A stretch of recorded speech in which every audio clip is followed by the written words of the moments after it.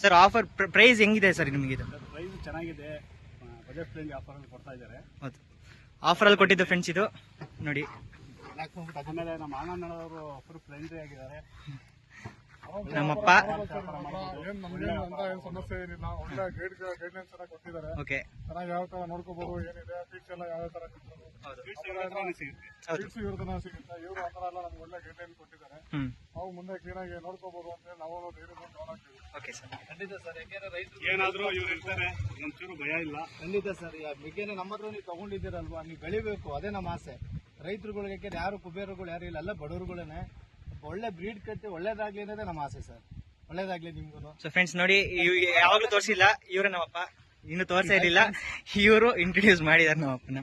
So okay friends, ಇವಾಗ ತಿಪ್ಟೂರ್ಗೆ load ಆಗಿದೆ. ಓಕೆ ಸರ್, ಒಳ್ಳೇದಾಗ್ಲಿ ನಿಮಗೆ, ಒಳ್ಳೇದಾಗ್ಲಿ sir. Thank you sir. Thank you sir.